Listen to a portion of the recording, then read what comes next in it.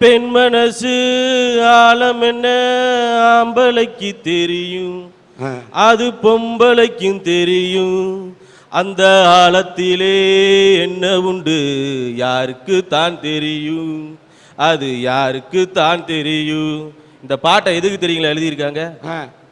கடலோட ஆழத்தை கூட மனுஷன் கண்டுபிடிச்சிடலாமியா, ஆனா இன்னைக்கு இருக்கிற பொம்பளைகளோட மனசாலத்தை கண்டுபிடிக்கவே முடியாது. ஐயா, இன்னைக்கு இருக்கிற பொம்பளைய சிரிக்குதுகளான்னு தெரிய மாட்டேங்குது, சீருதுகளான்னு தெரிய மாட்டேங்குது, பாக்குதுகளான்னு தெரிய மாட்டேங்குது, பசப்புதுகளான்னு தெரிய மாட்டேங்குது, சரி நடக்குதுகளான்னு தெரிய மாட்டேங்குது, நடைய மாத்துதுகளான்னு தெரிய மாட்டேங்குது. நான் இப்ப இங்க வர்றப்ப கூட ஒரு பொம்பளை பிள்ளைகிட்ட அடி வாங்க தெரிஞ்சேன். ஏன்? நல்ல வேலை தப்பிச்சுக்கிட்டேன். எனக்கு முன்னாடி அந்த பொம்பளை பிள்ளை நடந்து போயிட்டு இருந்தது, நான் பின்னாடியே போயிட்டு இருந்தேன். கொஞ்ச தூரம் கழிச்சு பாத்தீங்கன்னா இந்த கிருகிருன்னு வர்றவங்க கீழே உழுவாங்க பாத்தீங்களா, அது மாதிரி ஒரு சைடா சாஞ்சிச்சு. சரி கீழே உளுந்துருமேட்டு நான் ஓடி போய் தாங்கி பிடிச்சேன். சத்தியமா சொல்றேங்க, தப்பான முறையில பிடிக்கவே இல்லை. உடனே இந்த புள்ள சவுண்ட் விட ஆரம்பிச்சிருச்சு. நான் கேட்கிறேன், அந்த பொண்ணு டொக்கு டொக்குன்னு ஐகிட்ஸ் போட்டது நட, உடனே ஓ நடையில எதுக்கு தடை? சார் ஒரு மனிதாபிமானத்தினால தான் சார் பிடிச்சேன். இந்த மனிதாபிமானம் யாராவது வயசான ஒரு பெருசு உடம்பு சரியில்லைன்னு தள்ளான்னா அங்கே காட்டா நல்லா இருக்கும். பெருசு போனா கண்டுக்க மாட்டேங்கிற, இலசு போனா கண்டுக்கிறிய என்னப்பா நீ? சார் யாரு போனாலும் ஆம்பளை தாங்கி பிடிப்பேன் சார். அப்படியா? ஆமாங்க. அப்ப பெரிய சுமை தாங்கின்ற நீ. ஆமாங்க. சரி தாங்கி பிடிச்சா என்னாச்சு? இந்த புள்ள சவுண்ட் விட ஆரம்பிச்சிருச்சு. எப்பவுமே புள்ளை சவுண்ட் விட்டா 4 வீணா போன ஆம்பளை முன்னாடி வந்து நிப்பாங்க. அந்த 4 பேர் என்னை பார்த்த பார்வை என்ன தெரியுங்களா, இந்த நந்தாபுரத்துல சூர்யா பாக்குற மாதிரி இப்படி கழுத்தை ஒடிச்சுக்கிட்டே பார்த்தாங்க. நான் என்னமா அந்த புள்ள கையை பிடிச்சி இழுத்த மாதிரி. நான் அந்த புள்ளைகிட்ட கேட்டேன், ஏமா நீ கீழே உழுகுற மாதிரி போன, அதனாலதானே நான் உன்னை தாங்கி பிடிச்சேன்னு. இல்ல, நாங்க ஹை ஹீல்ஸ் போட்டோம்னா நடக்கிற நடையே அப்படித்தான் நடப்புங்குது. இன்னைக்கு இருக்கிற பொம்பளைகளை தெரியாம தான் கேட்கிறேன், இந்த 1.5 அடி ஒசரத்துக்கு நீங்க ஹை ஹீல்ஸை போட்டுக்கிட்டு ரோட்ல நடக்கிறத பார்த்தா நார்மலா நடக்கிறீங்களா இல்ல தண்ணி போட்டு நடக்கிறீங்களான்னு எங்களுக்கு தெரிய மாட்டேங்குது. மேல சார், இந்திய மக்கள்ல உலக மக்கள்ல நிறைய பேர் கும்பிடுற கடவுள் யாரு தெரியுங்களா? சொல்லுங்க. இயேசுநாதர். ஏன் தெரியுமா? அவருக்கு இன்னும் கல்யாணமே ஆகல. இந்திய மக்கள்ல நிறைய பேர் கும்பிடுற சாமி யாரு தெரியுங்களா? பிள்ளையாரு. ஏன்னா அவருக்கும் கல்யாணம் ஆகல. அவர் தம்பி முருகன் 1க்கு 2 கல்யாணம் பண்ணி என்னத்தை அனுபவிச்சாரு? இன்னைக்கு குச்சியை வச்சுக்கிட்டு கோமணத்தோட நின்றுகிட்டு இருக்கிறாரு. கடவுள் செந்தில்குமாரனுக்கே இந்த பொம்பளையனால கோமணம் தான் மிஞ்சிச்சுன்னா இந்த கரூர் செந்தில் எனக்கு என்னையா மிஞ்ச போகுது? ஐயா, இன்னைக்கு நாட்டிலையும் வீட்லயும் இருக்கிற பெரிய பிரச்சனை என்ன தெரியுங்களா? தண்ணி பிரச்சனை. நானும் பக்கத்து வீட்டுக்காரன்னு 10 வருஷமா ஃப்ரெண்ட்ஷிப்பா நல்ல முறையில தான் இருக்கும். அவனுக்கும் கல்யாணம் ஆயிடுச்சு, எனக்கும் கல்யாணம் ஆயிடுச்சு. என் பொண்டாட்டி 4 குடம் தண்ணி எடுக்கிற முடி நல்லாத்தான் வரா வீட்டுக்கு. 5ஆவதோட எடுத்துட்டு வரப்ப அழுதுகிட்டே வருது. மாமா, அந்த பக்கத்து வீட்டுக்காரிய நீ பார்த்து என்ன கேள்வி கேட்ட பார்த்திக்கலாம், உனக்கு இந்த வாழ்க்கை தேவைதானான்னு கேட்கறா அப்படின்னு. அதுலயும் ஒரு விச வைக்கும் பாருங்க. நான் நல்லாத்தே இதுக்கு வேணுங்கிறதெல்லாம் வாங்கி கொடுத்துருப்பேன். அப்படி நான் என்னத்த வாழ்ந்துட்ட நீங்க சொல்றான் அப்படின்னு. சரி பொண்டாட்டி இப்படி சொல்லிட்டேன்னு பக்கத்து வீட்டுக்காரிட்ட சண்டைக்கு போனோம்னா அவ புருஷன் என் கூட சண்டைக்கு வேற. நாங்க 2 பேரும் அடிச்சுக்கிட்டு மண்டையை உடைச்சுக்கிட்டு கோர்ட்டுக்கு போனோம்னா சண்டையை ஊசி புட்ட இதுக பகுமானமா வீட்டுல உட்கார்ந்து கணவருக்காக சீரியல் பார்த்துட்டு உட்கார்ந்து இருக்குதுங்க. நொந்து போய் வீட்டுக்கு வந்தோம்னா உடனே கேட்கும், இந்நேரம் முடி எங்க போயிட்டு வர்ற? காலையில கம்பெனிக்கு போன் பண்ண, வேலைக்கு போகலையாம்ல, அவன் அடிக்கடி கோர்ட்டுக்கு போறியாம்ல, அங்க வேலை வச்சிருக்கிற அப்படிங்குது. ஏய் என்னடி அப்படின்னு சவுண்ட் விட்டோம்னா என்ன ரொம்ப எகிரி பேசுற அப்படிங்குதுங்க. ஏமா புருஷன் நீ இப்படி பேசலாமான்னா என்ன ரொம்ப பம்புற, அப்ப வச்சிருக்கியா அப்படிங்குது. சரி வீட்டில் தான் இந்த தண்ணி பிரச்சனைன்னு பார்த்தா நாட்டில் நதிகள் இணையலைங்கிறீங்க. எல்லா நதிக்கும் பொம்பளை பேரை வச்சா எங்கய்யா இணைய போகுது?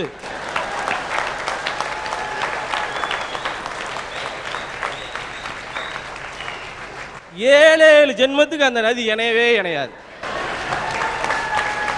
ஏன்பா இந்தியாவில் அவன் நதிகள் இணைக்கப்பட வேண்டிய கனவு காண்றான், நீ நதிக்கெல்லாம் பெண்ணோட பேர் வச்சிருக்கு, 7 ஜென்மத்துக்கும் இணையாதுன்ற இது என்ன நல்ல மனசு இல்லையா?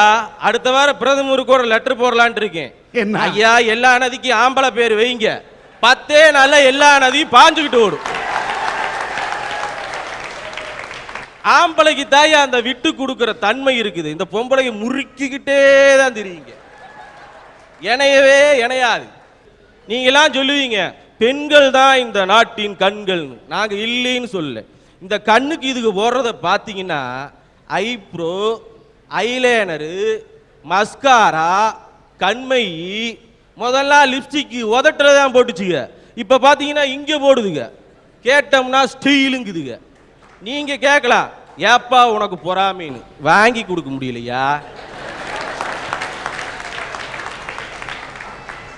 ஐயா இப்போ லிப்ஸ்டிக் பொம்பளைய போட்டுச்சுன்னு வச்சுக்கோங்களேன், பக்கத்து வீட்டு நாய் ஓடியாந்துருது. இந்த கண்ணாடி முன்னு நின்று அந்த லிப்ஸ்டிக் இப்படி இழுத்துக்கிட்டு மம்முங்குதுங்க. பக்கத்து வீட்டு நாய் ஓடியாந்துருது.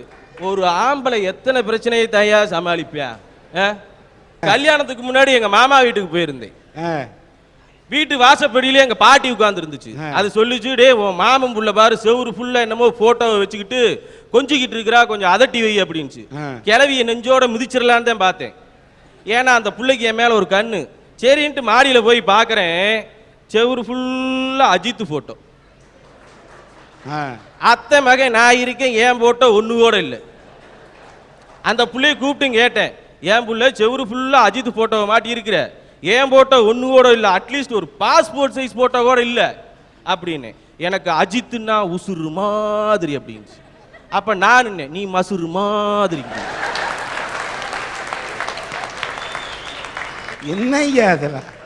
பேச்சிலேயே இப்படி விச வச்சு பேசுற பொம்பளையனாலதான் ஆம்பளைக்கு பெரிய பிரச்சனை. எனக்கு இப்ப கல்யாணமாகி ஒரு 8 மாசந்தே ஆச்சு. என் பொண்டாட்டிக்கு செல்லமா ஒரு பேர் வைக்கணும்னு அம்மு குட்டின்னு பேர் வச்சேன். அது 2 மாசமா என்னைய மாமா மாமானே கூப்பிட்டுட்டு இருந்தது. கூப்பிட்டு கேட்டேன், ஏன் அம்மு உனக்கு செல்லமா அம்மு குட்டின்னு பேர் வச்சிருக்கேன், எனக்கு ஏதாவது செல்லமா வச்சிருக்கியான்னு கேட்டேன். போங்க மாமா சொன்னா திட்டுவீங்க அப்படின்னு. பரவாயில்ல சொல்லு அம்மு அப்படின்னு. வேண்டாங்க மாமாச்சு. சொல்லு, நான் உனக்கு அம்மு குட்டின்னு வச்சிருக்கேன், நீ எனக்கு என்ன வச்சிருக்கீங்க? நான் கருவா குட்டின்னு வச்சிருக்கேன். ஆம்பளைகளை இப்படி மட்டம் தட்டி பேசுற பொம்பளைனாலதான் இன்னைக்கு ஆம்பளைக்கு பிரச்சனையே. ஐயா ஒரு குழந்தை பிறந்தோன்னே அந்த குழந்தை தாயினுடைய மூச்சு காற்று படக்கூடாதுன்னு குழந்தையை தள்ளி வச்சிருப்பாங்க. இந்த உரம்பரைக்கு வர்ற பொம்பளை வந்த ரவுசு அந்த குழந்தைய பார்த்தோன்னு சொல்லுங்க, கண்ணை பாரு அவங்க அப்பத்தாரு மாதிரியே இருக்கு, மூக்க பாரு அவங்க அத்தை மாதிரியே இருக்கு. பின்னாடி ஒருத்தர் நிப்பேன், ஏன்டா பெத்தவன் நான் இருக்கேன், என்னைய மாதிரி ஒண்ணு கூட இல்லையாடா அப்படி. அதுக்கும் புள்ள கருப்பா பிறந்துருச்சுன்னா உடனே சொல்லுங்க, அவங்க அப்பனை மாதிரியே கருப்பா தானே பிறந்திருக்குது அப்படின்னு. ஒரு உரம்பரைக்கு வர்ற பொம்பளை எங்களை படுத்துற பாடு இருக்குதுங்களே, அதுதாயா ஆம்பளைக்கு பெரிய பிரச்சனையே. ஒருத்தருக்கு கைகால் வரல பக்கவாதம், அவர் பசங்க நல்லா படிக்கிற பயலுக. பையன் 2 நாளைக்கு முன்னாடி வந்து சொல்றேன், அப்பா ஸ்கூல்ல பீஸ் கட்டி ஆகணும், எப்படியாவது எனக்கு பணம் ரெடி பண்ணி கொடு. அவருனால சம்பாதிக்க முடியாது, எதுவும் பண்ண முடியாது. ஒரு வெள்ளிக்கிழமை பொம்பளை அதிகமா வரக்கூடிய ஒரு அம்மன் கோவிலுக்கு முன்னாடி போய் நிற்கிறார். கோயில முன்னாடி உட்கார்றாரு, சொல்லியே பிச்சை கேட்கிறாரு, ஏங்க என் பையனை படிக்க வைக்கணுங்க, ஏங்க என் பையனை படிக்க வைக்கணுங்க, ஏதாவது போடுங்கன்னு. காலையில 6 மணியிலிருந்து உட்கார்ந்துருக்காரு, நைட்டு 8:15 முடி. தட்டில் விழுந்த காசு எவ்வளோன்னா வெறும் 4000 ரூபா. அந்த 4000 ரூபாயை போட்டது யாருன்னா அந்த பொம்பளை கூட வந்த புருஷங்க. பொம்பளைய ஒண்ணுமே போடல. ஒரு 8 மணிக்கு அவருக்கு தொண்டையில தாகம், தண்ணி தாகம், ஒண்ணுமே முடியல. சுத்தியும் பார்க்குறாரு, ஒரு குழாயி கடையே கண்ணியே எதுவுமே கிடையாது. கொஞ்சம் தூரத்தில் பார்க்குறாரு, ஒரு ஒயின் ஷாப் இருக்குது. அதில் அந்த குடிச்சிட்டு போகிற அந்த வாட்டர் பாக்கெட் இருக்குது பார்த்தீங்களா, அந்த பாக்கெட்டை ஒரு பிளாஸ்டிக் டம்ளரில் கொஞ்சம் கொஞ்சமாக ஊற்றுறாரு. ஊற்றி குடிக்க போகிறப்ப ஒரு சவுண்ட், ஏ மாப்பிள்ள அதை குடிக்காத மாப்பிள்ள அப்படின்னு. ஒயின் ஷாப்ல இருந்து 3 பேர் ஃபுல் போதையில் வர்றேன். எதுக்கு மாப்பிள்ள இந்த தண்ணியை குடிக்கிறேன், ஏன்ட்ட இருக்கிற தண்ணி குடி அப்படின்னு அந்த வாட்டர் கேனை கொடுக்குறேன். அந்த பிச்சை எடுத்து ஒரு குடிச்சிட்டு அழுகிறாரு. அவன் கேட்குறான் அந்த குடிக்காரன், ஏன் மாப்பிள்ள அழுகிற அப்படின்னு. இல்லைங்க காலையிலிருந்து பசிங்க, என் பையனு 4 நாளாக பட்டினியாக இருக்கிறானுங்க, ஒன்றுமே பண்ண முடியலைங்க அப்படிங்கிறாரு. உடனே அந்த குடியாரன் சொல்கிறா, டே அந்த 2 பிரியாணி பொட்டல் இருந்ததுடா மிச்சம், அதை எடுத்து மாப்பிள்ளைகிட்ட கொடுறா அப்படிங்கிறேன். அந்த பொட்டலத்தை வாங்கிட்டு குடியாரன் கேட்குறேன், ஏன் மாப்பிள்ள நீ பிச்சை எடுக்கிற, சம்பாதிக்க முடியாத அவனால என்ன? இல்லைங்க கைகால் வரலைங்க, பக்கவாதம், பையனுக்கு பீஸ் கட்டணுங்க, கொஞ்சம் கூட காசே இல்லைங்க அப்படின்னு. அந்த குடியாரன் சொல்கிறேன், உனக்கு எவ்வளவு பணம் வேணும்னு கேட்குறேன். 350 ரூபா நாளைக்கு நான் கட்டி ஆகணுங்க அப்படின்னு. இவங்கள்ட்ட இருந்த பணத்தை கலெக்ஷன் பண்ணி 500 ரூபா பணத்தை கொடுத்துட்டு சொல்கிறேன், மாப்பிள்ள நாளைக்கு காலையில் நீ போய் உன் பையனுக்கு பீஸை கட்டு அப்படிங்கிறேன். அப்போ அந்த பிச்சை எடுத்தவன் சொன்னா, காலையிலிருந்து அம்மன் கோயிலுக்கு முன்னாடி உட்கார்ந்துருதுங்க, அப்போ கூட கடவுள் என் கண்ணுக்கு தெரியல, ஆனா நீங்க குடிச்சிருந்தாலும் உங்க உருவத்துல கடவுள் என் கண்ணுக்கு தெரியறான்னு சொன்னானே. அந்த ஆம்பளைக்கு இருக்கிற கருண மனசு வேற யாருக்கும் கிடையாதுயா. கடைசியா ஒன்று சொல்றேன், கோயிலுக்கு போற எல்லா பொம்பளைகளையும் நல்லவங்களும் கிடையாது, குடிக்கிற எல்லா ஆம்பளைகளும் கெட்டவங்களும் கிடையாது. வணக்கம் சார். வணக்கம் சார். அமெரிக்கால புதன் கிரகத்துல போய் உயிரினங்கள்லாம் வாழ முடியுமான்னு ஆராய்ச்சி பண்ணிட்டு இருக்காங்க. செவ்வாய் கிரகத்துல தண்ணி இருக்கா இல்லையான்னு பட்டிமன்றமே நடந்துகிட்டு இருக்கு. பல்லாயிரக்கணக்கான மைல்களுக்கு அப்பால் எல்லாம் பிரச்சனையை தாண்டி வாழ முடியுமான்னு யோசிச்சுட்டு இருக்க இந்த காலத்துல நமக்காகவே உருவாக்கப்பட்ட பூமியில நமக்குன்னு இருக்க உறவினர்களோட பிரச்சனையை சமாளிச்சு வாழ முடியாதா? நிச்சயமா வாழ முடியும் சார். சபாஷ். உலகத்திலே மிகச்சிறந்த அறிவாளின்னு யார சார் சொல்லுவீங்க? யார சொல்லுவீங்க நீங்க? கடவுளை தான் சார். வருங்கால சந்ததி மூக்கு கண்ணாடி அணியும் என்று தெரிந்தே காது மடல்களை படைத்த புத்திசாலி இறைவன். ஒரு கண்ணாடிக்கே இவ்வளோ யோசிச்ச கடவுள் இந்த ஒட்டுமொத்த உலகத்தையும் பொம்பளைங்களாவே படைச்சிருக்கலாம்ல? இல்ல ஒட்டுமொத்த உலகத்துல எல்லாரையும் ஆண்களாவே படைச்சிருக்கலாம்ல? ஏன் ஆணையும் பெண்ணையும் சேர்த்து படைச்சிருக்கிறாரு? ஏன்னா அதுதான் சார் உலகம், அதுதான் வாழ்க்கை. ஆணிற்கும் பெண்ணிற்குமான வேதியியல் இருக்கும் வரைதான் இயற்பியலாலான இந்த உலகமே உயிர்ப்புடன் உலவ முடியும் சார். அதனால ஆம்பளைங்களால பொம்பளைங்களுக்கு பிரச்சனை, பொம்பளைங்களால ஆம்பளைக்கு பிரச்சனைங்கிறதுல அர்த்தமே இல்லை சார். இதை நான் மாத்திரம் சொல்லல, பல வருஷத்துக்கு முன்னாடியே டார்வின்கிற ஒரு அறிவியல் அறிஞர் சொல்லியிருக்காரு சார். தக்கன தப்பி பிழைத்தல். வேற ஒன்றும் இல்லை சார், தகுதியுடைய உயிரினங்கள் மட்டும்தான் இந்த உலகத்துல வாழ முடியும். ஆக பிரச்சனைகள் நாம பேசிட்டு இருக்க எல்லாமே இந்த வாழ்க்கையை நாம வெற்றிகரமா வாழ்றதுக்கு நம்மளை தகுதிப்படுத்திக்கிறதுக்கான முயற்சி தான் சார். சோம்பேறிகளுக்கு தான் சார் சுவாசிக்கிறது கூட பிரச்சனை. வெற்றி பெறணும்னு நினைக்கிறவங்களுக்கு எதுவுமே பிரச்சனை கிடையாது சார். இப்படிதான் ஒரு ராஜா ஒரு சாமியார் கிட்ட போய் கேட்டானா, நான் வாழ்க்கையில ரொம்ப இக்கட்டான பிரச்சனை எல்லாம் வந்தா சமாளிக்கிறதுக்கு ஒரு வழி சொல்லி கொடுங்க முனிவரே அப்படின்னு.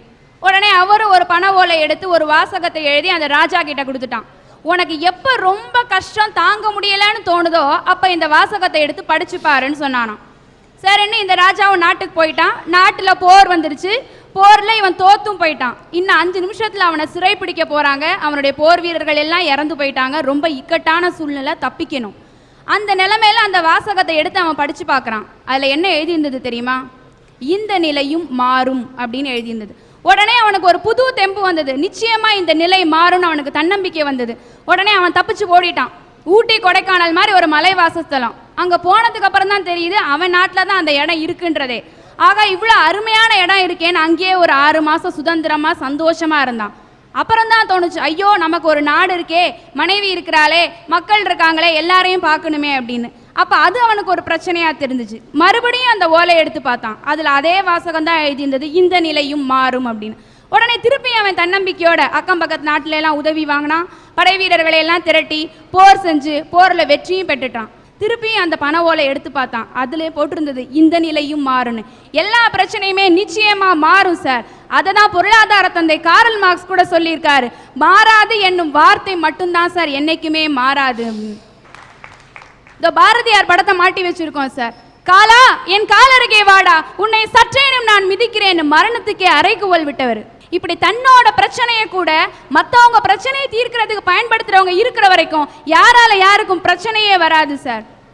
பல்வேறு சோதனையெல்லாம் செஞ்சு பெரிய அறிவியல் அறிஞர்களை எல்லாரையுமே நமக்கு தெரியும். வாழ்க்கையே சோதனையா போன ஒரு அறிவியல் அறிஞர் கூட இருக்காரு சார். பேரு ஸ்டீஃபன் வில்லியம்னு. அவருக்கு ஒரு 12 வயசா இருக்கும்போது வாய்க்குள்ளே நுழையாத ஒரு வியாதி பேர் சொன்னாங்க, மஸ்குலர் டிஸ்ட்ரோஃபின்னு.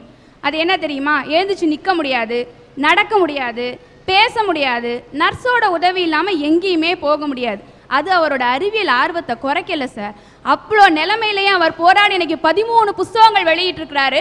ஆக்ஸ்போர்ட் யூனிவர்சிட்டியில் ஒரு பேராசிரியராக இருக்கிறாரு சார். இப்படி வாழ்க்கையே பிரச்சனையாக இருக்கும் பொழுது நமக்கு வர்ற பிரச்சனைகள்லாம் ஒரு பிரச்சனையே கிடையாது சார். வாழ்க்கைங்கிறது ஒரு நீண்ட நெடிய பயணம். இதில் நம்ம சொல்கிற பிரச்சனைகள் எல்லாம் மிஞ்சி போனால் 5 நிமிஷம் இருக்கலாம், இல்லை 10 நிமிஷம் இருக்கலாம், 5 மாதம் இருக்கலாம், 5 வருஷம் இருக்கலாம் சார். எல்லா இழப்புகளையும் தாண்டி வாழ்க்கை இருக்கிறவங்க, தன்னம்பிக்கை இருக்கிறவங்க சொல்லுவாங்க சார், யாராலையும் யாருக்கும் பிரச்சனை இல்லை அப்படின்னு.